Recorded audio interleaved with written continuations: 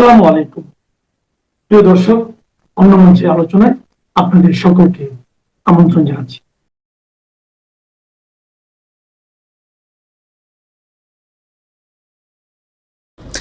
এই মুহূর্তে কথা বলতে চাই বাংলাদেশের রাজনীতি থেকে নতুন সমীকরণ ঘটতে যাচ্ছে।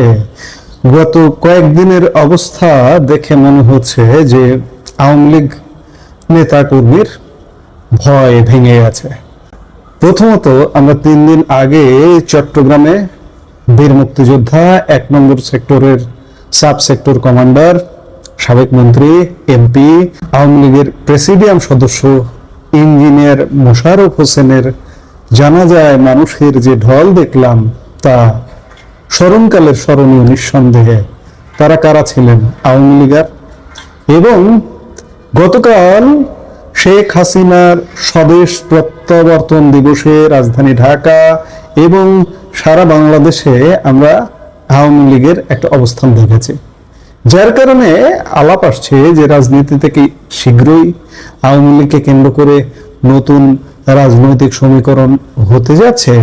রাজপথে এই আকস্মিক সক্রিয়তা কি বর্তমান বিএনপি সরকারের জন্য অস্বস্তির কারণ হয়ে দাঁড়াচ্ছে? আমাদের হাতে আসা তথ্য বলছে আওয়ামী লীগারদের মনে যে জড়তা বা ভয় ছিল তা যেন এখন কাটতে শুরু করেছে। উল্টো চিত্র দেখা যাচ্ছে অন্য শিবিরে। রাজনৈতিক মহলে গুঞ্জন উঠেছে, ভয় এখন বাড়ছে বিএনপি, জামাত ও এনসিপির। কিন্তু কেন এই পরিবর্তন? এর প্রমাণ মিলল চট্টগ্রামে। বর্ষিয়ান নেতা ও বীর মুক্তিযোদ্ধা ইঞ্জিনিয়ার মোশাররফ হোসেনের জানাজায় যে মানুষের ঢল নেমেছিল তা ছিল অভাবনীয়। প্রতিকূল রাজনৈতিক পরিস্থিতির মধ্যেও এত বিশাল সংখ্যক মানুষের উপস্থিতি প্রমাণ করে যে তৃণমূল পর্যায়ে দলটির জনসমর্থন বা সাংগঠনিক শক্তি এখনো অটুট আছে, বরঞ্চ আরো বেড়েছে। এই জনসমুদ্রকে অনেকেই আওয়ামী লীগের সুপ্ত শক্তির বহিঃপ্রকাশ হিসেবে দেখছেন। সাধারণ মানুষের এই স্বতঃস্ফূর্ত অংশগ্রহণ রাজনীতির মাঠে এক নতুন সিগন্যাল দিচ্ছে। কথায় আছে, দেয়ালে পিঠ ঠেকে গেলে মানুষ ঘুরে দাঁড়ায়। বর্তমান পরিস্থিতিতে আওয়ামী লীগ ও তার অঙ্গ সংগঠনের নেতা কর্মীদের অবস্থা ঠিক তেমনি।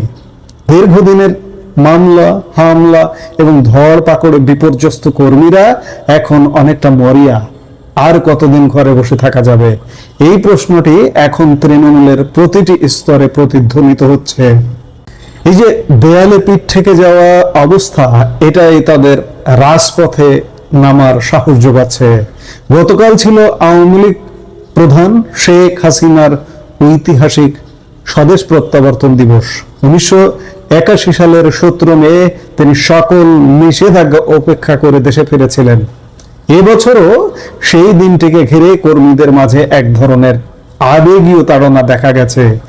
এই আবেগে তাদের বর্তমানের কঠোর নজরদারি এবং ঝুঁকি উপেক্ষা করে বাইরে বের করে এনেছে। ধারণা করা হচ্ছে রাজপথে এই নতুন পরিস্থিতি বর্তমান বিএনপি সরকারকে কিছুটা হলেও চিন্তায় ফেলেছে। আর সেই কারণে কি সেনাবাহিনী খুব সহসা ব্যারাকে ফিরছে না? বিশ্লেষকদের মতে সরকার হয়তো ভেতরে ভেতরে এক ধরনের নিরাপত্তাহীনতায় ভুগছে। বিশেষ করে 24-এর তথাকথিত অভ্যুত্থান পরবর্তী সময়ে পুলিশ বাহিনীর মনোবল এবং আওয়ামী লীগের প্রতি তাদের সহানুভূতিশীল হওয়ার যে ধারণা তৈরি হয়েছে তা সরকারকে ভাবিয়ে তুলছে। পুলিশের উপর যে হামলা বা হত্যাযজ্ঞ হয়েছে তার বিচার না হওয়া এবং বাহিনীর সদস্যদের সাথে হওয়া অন্যায়ের ফলে পুলিশের একটি বড় অংশ হয়তো আওয়ামী লীগকে পরোক্ষ সহযোগিতা করতে পারে, এমন একটি আশঙ্কা সরকারের অন্দরে কাজ করছে। আর ঠিক এই ভয় থেকে সেনাবাহিনী যতক্ষণ সম্ভব মোতায়েন রাখার চেষ্টা করা হচ্ছে বলে ধারণা করা হচ্ছে। নিষেধাজ্ঞার বেড়াজাল ভেঙে গতকাল ঢাকা ও ঢাকার বাইরে আওয়ামী লীগ, যুবলীগ ও ছাত্রলীগের নেতা কর্মীরা ঝুটিকা মিছিল বের করেছে। মোহাম্মদপুর, আসাদগেট, তেজগাঁও এবং শেরেবাংলা নগরে এই মিছিলগুলো ছিল বেশ নজরকাড়া। শুধু ঢাকা নয়, গাজীপুর, গোপালগঞ্জ, মাদারীপুর এবং শরীয়তপুরের জাজিরাতেও এই চিত্র দেখা গেছে। কঠোর নজরদারি এবং ধরপাকড়ের ঝুঁকি থাকা সত্ত্বেও এই কর্মসূচিগুলো অত্যন্ত সুপরিকল্পিতভাবে পালিত হয়েছে। চট্টগ্রাম বিশ্ববিদ্যালয়ের বিভিন্ন হলেও গভীর রাতে পোস্টার লাগানো হয়েছে। এই পোস্টারগুলোতে শেখ হাসিনাকে দেশে স্বাগত জানানোর পাশাপাশি দলের উপর থেকে নিষেধাজ্ঞা প্রত্যাহারের দাবি তোলা হয়েছে। ঝুঁকি থাকলেও পোস্টার বিলি করতে গিয়ে কর্মীরা গ্রেপ্তার হচ্ছেন, তবুও তারা দমে যাচ্ছেন না। এই সক্রিয়তা প্রমাণ করে যে দলটির শেকড় কতটা গভীরে। 1981 সালে শেখ হাসিনা যখন দেশে ফেরেন তখন পরিস্থিতি ছিল অত্যন্ত প্রতিকূল। 2024-25-এর প্রেক্ষাপট ভিন্ন হলেও কর্মীদের মাঝে সেই পুরনো লড়াইয়ের মানসিকতা ফিরে আসছে বলে মনে করা হচ্ছে। একদিকে নিষেধাজ্ঞা ও মামলার পাহাড়, অন্যদিকে রাজপথে ফেরার মরিয়া চেষ্টা। এই দুইয়ের চাপে বাংলাদেশের রাজনীতি এখন এক উত্তপ্ত সন্ধিক্ষণে। সেনাবাহিনী কি তবে এই রাজনৈতিক অস্থিতিশীলতার আশঙ্কায় মাঠ ছাড়ছে না, নাকি পুলিশ ও প্রশাসনের অভ্যন্তরীণ সমীকরণ সরকারকে নতুন করে ভাবাচ্ছে? সময় বলে দেবে এই ঝটিকা মিছিলগুলো শেষ পর্যন্ত বিশাল গণজোয়ারের রূপ নেবে কিনা। তবে এটুকু নিশ্চিত, ভয়ের সংস্কৃতি ছাপিয়ে এখন পাল্টাপাল্টি হুঙ্কার আর রাজপথ দখলের এক নীরব লড়াই শুরু হয়ে গেছে। চট্টগ্রামের জানাজার ঢল আর দেশ জুড়ে ঝটিকা মিছিলকে আওয়ামী লীগের প্রত্যাবর্তনের ইঙ্গিত, নাকি বিএনপি সরকার কঠোর হাতে পরিস্থিতি নিয়ন্ত্রণ করতে পারবে, সেটি এখন দেখার বিষয়। আমরা আসসালামু আলাইকুম রহমতুল্লাহি ওয়া বারাকাতুহু। সম্মানিত দর্শক, ইন্টারনেটে একটি ফটোকার্ড, একটি অডিও ক্লিপ রীতিমতো ভাইরাল হয়ে গেছে। আওয়ামী লীগের যে সভানেত্রী আছেন, যিনি দেশের বাইরে এই মুহূর্তে দিল্লিতে আছেন অন এক্সাইল, তিনি হুমকি দিয়েছেন যে আগামী 6 মাসের মধ্যে তিনি বাংলাদেশে আসবেন। উইদিন 6 মাস, ইংরেজিতে যদি বলি উইদিন 6 মাস, it means from tomorrow to next 6 month. তাহলে যদি আপনি জুন মাস থেকে ধরেন, তো June, July, August, September, October, November, তাহলে তার দেশে ফেরার ডেড লাইন নভেম্বর মাস। এখন প্রশ্ন হলো যে শেখ হাসিনা কি এই কথাগুলো বলেছেন কথার কথা হিসাবে, হুমকি হিসাবে, নাকি বাগোয়াস যে শব্দটি ব্যবহার করা হয় সেই বাগোয়াজ হিসাবে? আমরা বাংলায় সাধারণত বাগোয়াজ শব্দটি মনে করি বেহুদা কথা, এলোমেলো কথা, কিন্তু ঘটনা কিন্তু তা নয়। বাগোয়াজ একটি অত্যন্ত গুরুত্বপূর্ণ শব্দ, যেটা পারস্য থেকে এসেছে। পৃথিবীর দুজন বিখ্যাত মন্ত্রী ছিলেন এই নামে, পারস্যের, দুজনই পারস্যের। একজন মন্ত্রী ছিলেন সম্রাট জার্কশেস, দারায়ুসের পুত্র জার্কশেস তার মন্ত্রী। আর একজন মন্ত্রী ছিলেন তৃতীয় দারায়ুসের, যার সঙ্গে যুদ্ধ করে আলেকজান্ডার পারস্য জয় করেছিলেন। তিনি তৃতীয় দারায়ুসের মন্ত্রী ছিলেন বাগোয়াস। আর তারও 300-350 বছর আগে আর একজন মন্ত্রী ছিলেন, তার নামও বাগোয়াস।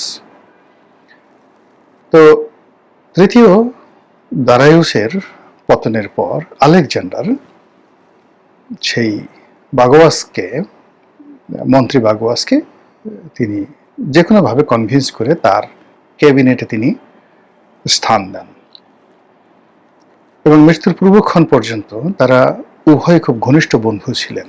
আলেকজান্ডার এবং বাগোয়াস দুজনে খুব ঘনিষ্ঠ বন্ধু ছিলেন। তো সেই বাগোয়াস নিয়ে কথা বলবো। এটার সঙ্গে অনেক অলৌকিক ঘটনা জড়িত, এবং এটার সঙ্গে একটা বিশেষ লিঙ্গ জড়িত, মানে এদেরকে খোঁজা বানিয়ে দেওয়া হয়, এই দুটো শব্দ জড়িত। এগুলো নিয়ে আলোচনা করবো, কিন্তু তার আগে যেটা বলা প্রয়োজন যে শেখ হাসিনা এই মুহূর্তে পৃথিবীর অন্যতম শীর্ষ বয়স্ক প্রাজ্ঞ রাজনীতিবিদ। বহু সফলতা, বহু ব্যর্থতা তার জীবনে আছে, এবং এখনো পর্যন্ত তিনি, আপনি যদি ধরেন অ্যান অ্যাভারেজে আমার আপনার যে স্ট্যামিনা আছে, আপনার আমার কথার যে ধারাবাহিকতা আছে, কিংবা এই যে আমি কথা বলতে গিয়ে আমার ঠোঁট কাঁপছে, গলা কাঁপছে এবং আমাকে চিন্তা করতে হচ্ছে, কিন্তু শেখ হাসিনা 3 ঘন্টা 4 ঘন্টা অনবরত বলেই যাচ্ছে, শুনেই যাচ্ছে। এটা চারটিখানি কথা নয় এই বয়সে।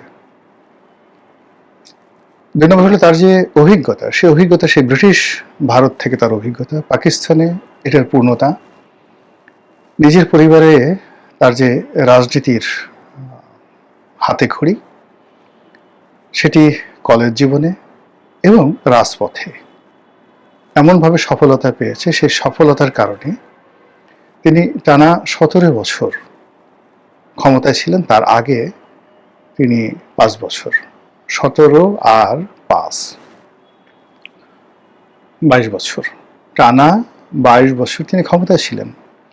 আর 1981 সন থেকে আজকের দিন পর্যন্ত তিনি আওয়ামী লীগের মতো একটা বৃহৎ সংগঠন, যেখানে প্রায় 6 কোটি মানুষ আওয়ামী লীগ করে, তাদের সভানেত্রী। কাজেই তার কোনো কথা ছেলে খেলা নয়। তার কোনো কথা রাস্তায় যে ক্যানভাস করে ওষুধ বিক্রি করে, সেই ওষুধ বিক্রি করার মতো নয়। আমি অন্তত তাই মনে করি।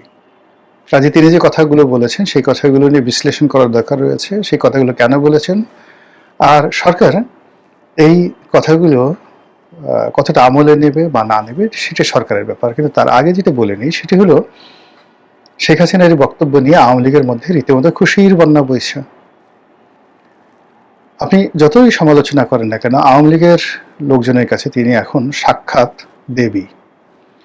তিনি হিন্দুদের মতে, মানে হিন্দু মতে তিনি সাক্ষাৎ দেবী, দুর্গা দেবী,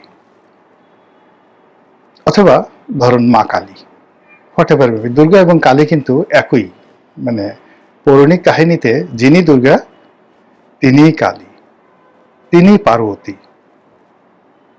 তো এইটা হলো পৌরাণিক কাহিনী অনুযায়ী।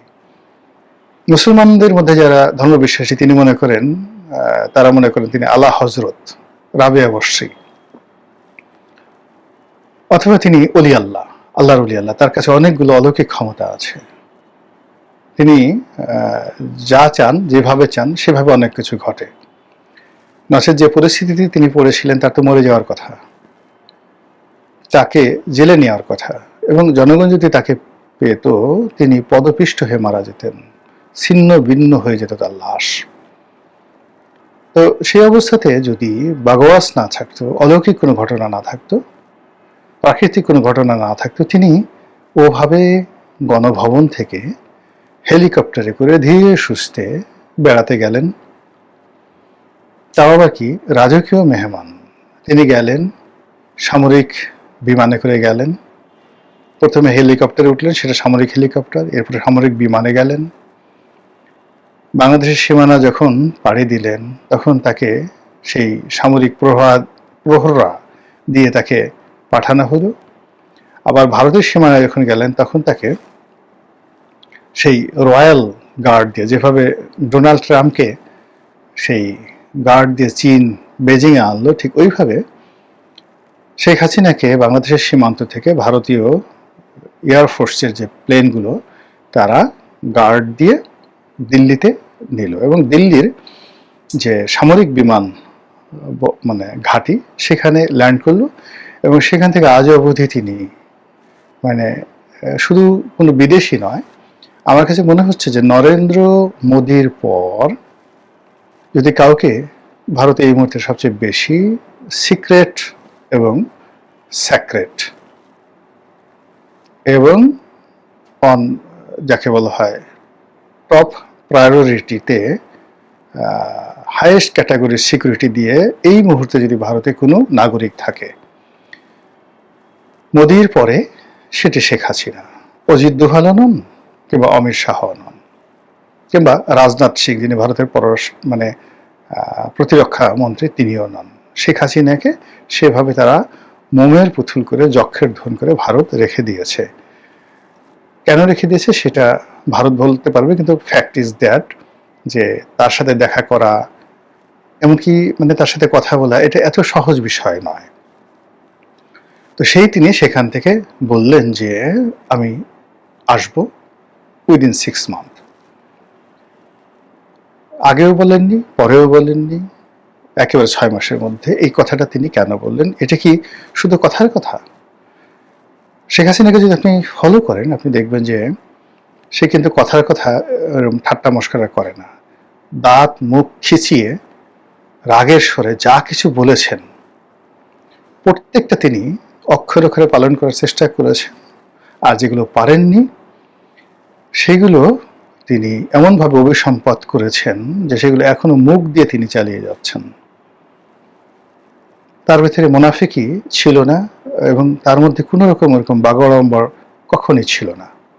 যেটা বলেছেন সেটা করেছেন, আর যেটা পারেননি, তিনি চেয়েছেন অনেক কিছু। জিয়াউর রহমান সাহেবের কবর থেকে লাশ উঠিয়ে তিনি অন্যত্র পাঠাতে চেয়েছেন, তিনি তারেক রহমান সাহেবকে ধরে আনার চেষ্টা করেছেন, তারপরে বেগম জিয়াকে আরো অনেক অপমান করার চেষ্টা করেছেন, কিন্তু তিনি পারেননি।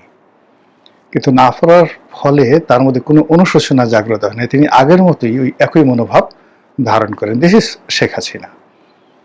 তো এই কারণে কি হলো, তার দলের যে 6 কোটি মানুষ আছে তারা মনে করে শেখ হাসিনার কথা মানে তাদের জন্য বেদ বাক্য, তাদের জন্য সংবিধান, তাদের জন্য মেঘনা কাটা। এই জন্য তাদের মধ্যে একটা আনন্দ চলে আসছে। এই শেখ হাসিনা বোধ এলো, যে যার মতো করে এখন পোলাও খাচ্ছে, কুরমা খাচ্ছে, কালিয়া খাচ্ছে, কোপ্তা খাচ্ছে। সামনে ফাইট করতে হবে না, সামনে আবার ক্ষমতায় বসতে হবে না। এটা শুনে আপনার কাছে খুব মকারি মনে হতে পারে, কিন্তু এটাই বাস্তব। উদাহরণ হিসেবে বলি, তারেক রহমান সাহেব দেশে আসবেন। আপনি চিন্তা করেন, উনি দেশে আসবেন তার 2 বছর 3 বছর আগের থেকে শুধু বলা হচ্ছিল আজ আসবেন, কাল আসবেন। অর্থাৎ শেখ হাসিনার পতনের 1 বছর আগের থেকে তার নেতাকর্মীদের মধ্যে একটা রব উঠে গেল, নেতা আসবেন, নেতা আসবেন, আজ আসবেন, কাল আসবেন। কিন্তু নেতা কখনো বলেননি, কিন্তু কর্মীদের মুখে এটা ফুটে গেছে যে নেতা আসবেন। তো বলা হয়ে থাকে যে 40 জন মানুষ যখন সমস্যার একটা কথা বলে, ওটার মধ্যে আল্লাহর একটা ইঙ্গিত থাকে। 40 জন মানুষ যদি ঐক্যমত পোষণ করে কোনো একটা বিষয়ে বলে, নেতিবাচক বা ইতিবাচক, ওটায় আল্লাহর একটা সায় থাকে। আমরা এগুলো শুনে আসছি, সত্য মিথ্যা আমরা জানি না। তো 6 কোটি মানুষ যদি এইভাবে বলে শেখ হাসিনা আসবেন, তাহলে তিনি অবশ্যই আসবেন। প্রকৃতির লীলা খেলা সেখানে খেলে যাবে। যেভাবে অপরূপ প্রায় এই যে আরো 6 কোটি, মানে বিএনপি এবং আওয়ামী লীগের সমর্থক অলমোস্ট সেম। তো 6 কোটি মানুষের মধ্যে গত 3 বছর ধরে তারেক রহমান সাহেব আসবেন, আজ আসবেন, কাল আসবেন, এটা নিয়ে যে আনন্দ ছিল, উচ্ছ্বাস ছিল, সেখানে তারেক রহমান সাহেব বলেননি আমি কালকে আসবো, কোনোদিন বলেননি। কিন্তু নিয়তি বাগোয়াস তাকে এখানে নিয়ে এসেছে, তিনি আজকের এই জায়গাতে এসে পৌঁছে গেছেন। এই হলো মানুষের মুখে জয়, মানুষের মুখে ক্ষয়। তো সেই দিক থেকে যে শেখ হাসিনার যে 6 মাসের মধ্যে ফিরে আসা, এটা কথার কথা নয়। এটার পেছনে তার দৃঢ়তা থাকতে পারে, তার প্ল্যান থাকতে পারে, অনেক কিছু থাকতে পারে, এবং সেটা যদি নাও থাকে, এখানে হয়তো প্রকৃতি তার মুখ দিয়ে এই কথাগুলো বলিয়াছেন। যেটা বলছিলাম, বাগোয়ার শব্দের অর্থ পারস্যের যে ফার্সি, এখান থেকে এই বাগোয়ার শব্দটি এসছে, যেটার অর্থ প্রকৃতিগতভাবে, অলৌকিকভাবে যখন কোনো একটা ঘটনা ঘটে যেটি মানুষের মনোমস্তিষ্ক চিন্তা করতে পারে না, এই ঘটনাকে বর্ণনা করার জন্য যে শব্দটি ব্যবহৃত হয় সেটা হল বাগোয়াস, বাগোয়াস। আর এই কারণে কি হলো, মানে অনেক বিখ্যাত লোকের নাম পারস্যে বাগোয়াস রাখা হয়েছিল। আর সেই বাগোয়াস লোকের মধ্যে 2 জন বিখ্যাত লোকের নাম বললাম আপনাদের কাছে। একজন পারস্য সম্রাট জার্ক্সের, যিনি গ্রিস আক্রমণ করে সেটা তিনি জয়লাভ করেছিলেন, এবং সেই গ্রিসের পরাজয়কে 300 বছর ধারণ করেছে গ্রিস জাতি, এবং সেটা প্রতিশোধ নেওয়ার জন্য আলেকজান্ডার সেই পারস্য আক্রমণ করেছিলেন। তাহলে চিন্তা করুন, যখন গ্রিস জয় করা হয়েছিল তখন সম্রাট জার্ক্সেসের প্রধানমন্ত্রী ছিলেন কে? বাগোয়াস। আবার যখন প্রায় 300 বছর পরে তৃতীয় দারায়ুর যখন যুদ্ধ করছিলেন আলেকজান্ডারের সঙ্গে, তখন তার মন্ত্রী ছিলেন কে? বাগোয়াস। পরবর্তীতে আলেকজান্ডার যখন আবার বিশ্বজয় বের হলেন, পারস্য জয়ের পরে তিনি সেই খুঁজে বাগোয়াসকে তার নিজের দলে এনে তার সঙ্গে বন্ধুত্ব করলেন। কাজেই এই যে প্রকৃতির বাগোয়াস, এটা যে কত গুরুত্বপূর্ণ এবং কিভাবে যে এই লীলা খেলা মানে ঘটতে থাকে, এটা যারা ইতিহাসের ছাত্র তারা খুব ভালো করে জানেন। বাংলাদেশের শেখ হাসিনাকে নিয়ে যা কিছু হচ্ছে, আওয়ামী লীগকে নিয়ে যা কিছু হচ্ছে, বর্তমান শাসন নিয়ে যা কিছু হচ্ছে, ডক্টর মোহাম্মদ ইউনূসের আগমন, তার গমন, আর এখন সেই যে পর্দার সামনে পর্দার আড়ালে যা কিছু ঘটছে, আপনি অনেক কিছুর মধ্যে দেখতে পাবেন দেয়ার আর ম্যানি ম্যানি বাগোয়াস। অনেক অলৌকিক ঘটনা ঘটে যাচ্ছে, যেটা আপনি দৃশ্যতে মিলাতে পারবেন না, আপনার কাছে মনে হবে স্বপ্ন। ফলে সেই স্বপ্ন যখন আপনার ভেঙে যাবে, বাস্তব অবস্থায় আসবেন, হঠাৎ করে যদি আপনি দেখেন শেখ হাসিনা আছে, শেখ হাসিনা নেই, শেখ হাসিনা এসেছে, শেখ হাসিনা আসেনি, তখনই সেটা বোঝা যাবে মহান আল্লাহ ভালো জানে যে আমাদের তকদিরে আগামী দিনগুলোতে কি আছে। আসসালামু আলাইকুম ওয়া রাহমাতুল্লাহি ওয়া বারাকাতুহু।